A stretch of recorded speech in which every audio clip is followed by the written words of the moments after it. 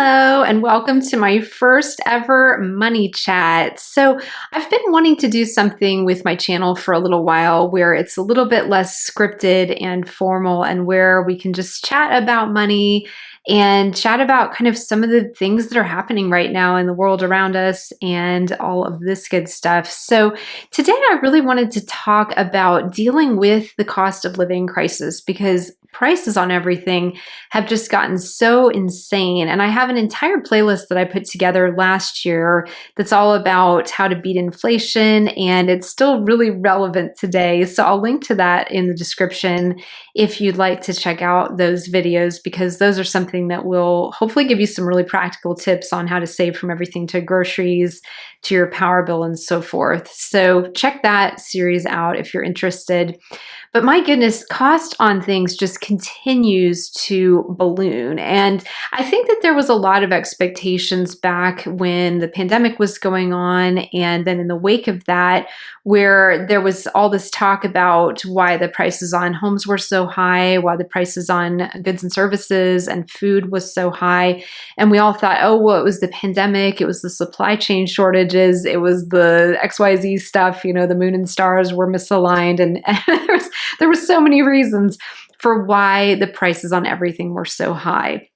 But here we are in 2024, and the prices on everything continue to be ridiculously high. And I've just been experiencing this myself because we had a bunch of hail damage. And so with a big hailstorm, and it's the spring. And so I'm doing a lot of work right now, doing my homework on all of the repairs. I've been talking nonstop to my contractors, doing a lot of budgeting and being strategic about what to do when and how to afford it, all of these good things. But whether it's home renovations, or you're trying to purchase a car, or you're needing to have some work done on your home, you're needing to go to the grocery store and get groceries, just everywhere you look, the prices are just ridiculous. And so now we're all wondering, well, are they ever going to come down?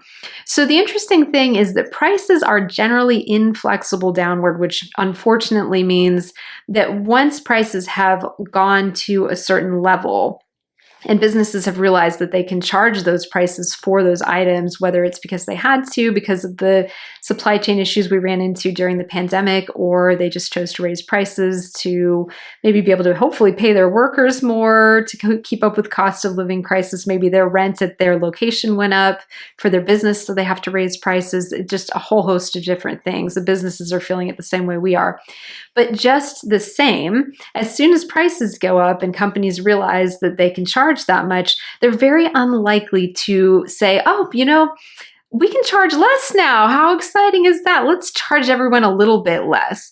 I mean, think of it from a business owner perspective. If you were trying to sell this mug, for example, and it used to be $5, and then during the pandemic, let's say there was a coffee cup shortage, and so the price on it went up to $10, and then now 4 years later, people are still used to paying $10. You're probably not going to take the price on this mug back down to $5. So that's kind of how that's all played out. Home prices are the same way. Now, home prices are interesting because they're being really affected by the mortgage interest rates, which are at very high levels right now. Not the highest they've ever been by any measure, but they're hovering around 7% right now in the US. And so then that is really starting to slow down the housing market drastically. I know houses all over my neighborhood have been sitting there all spring and all summer with no one looking at them, no one coming to their open houses or anything, just because the high mortgage interest rates are really slowing people down from purchasing homes, because we're used to having such cheap debt, basically easy access to debt and low interest rates on mortgages in particular, that the home that you used to be able to afford a few years ago, you can't afford anymore these days with those high mortgage interest rates. And so a lot of homes in my neighborhood are just sitting there waiting and waiting for a potential buyer, and they've been on the market for months and months and months. And it really had been that way over the winter as well, but I started to really notice that more over the spring and summer, just how many homes were not selling in my neighborhood. So it's just a very interesting thing to see that home prices have been really affected by all of this as well.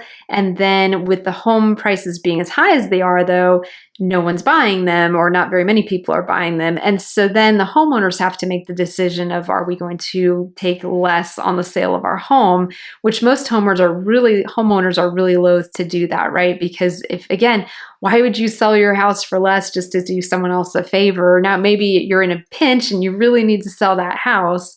And so you just sell it and say, oh, well, we could have charged more, but this is just what we're selling it at just to sell it. But most homeowners will just keep that home listed and just see if they can find the right buyer who's willing to pay what they want to sell the home for. So that's where, again, we're seeing home prices being set pretty high still, despite the market really cooling off. We're seeing the grocery prices at the food prices at the grocery store still set really high. And it's just really affecting all of our budgets. I'm sure it's affecting yours as much as it's affecting mine. And so it's just kind of a waiting game right now to see, where does this go? Are we going to continue to see prices go up even higher? You know, during the 1970s, there was a period of high inflation, kind of like what we're in right now, and much higher inflation than we're in right at the moment in the 70s, but prices on everything were just through the roof. Mortgage interest rates were, I think, 13% in the 70s on average. So it's just really interesting to see where this goes. But in the meantime, we're all kind of stuck with these super high prices, and then just having to make hard decisions about what we can afford in our day-to-day lives. And that's leaving a lot of people in a really bad jam where their income is only going so far as to pay their rent, their utilities, and healthcare expenses, and maybe they're putting their groceries on their credit card every single month. So it's just really putting people in a difficult situation, difficult position. So as much as we all love to go back to pre-2020, when prices on everything weren't so high, when mortgage interest rates and interest rates in general were lower, there's not a lot that's indicating right now in the markets that that's going to happen anytime soon. And I remember reading an interesting article that said, you know, when you're wishing for lower prices, you don't really want that as much as you think you do, because the problem is, so right now we're in an inflationary cycle, so prices are high. What it's called when prices really drastically plummet, let's say during a recession or a downturn, then you're in a deflationary cycle. So then maybe prices on everything get slashed because nobody's buying, but nobody's buying anything because nobody has any money because people are out of work, and it just turns into this kind of vicious cycle.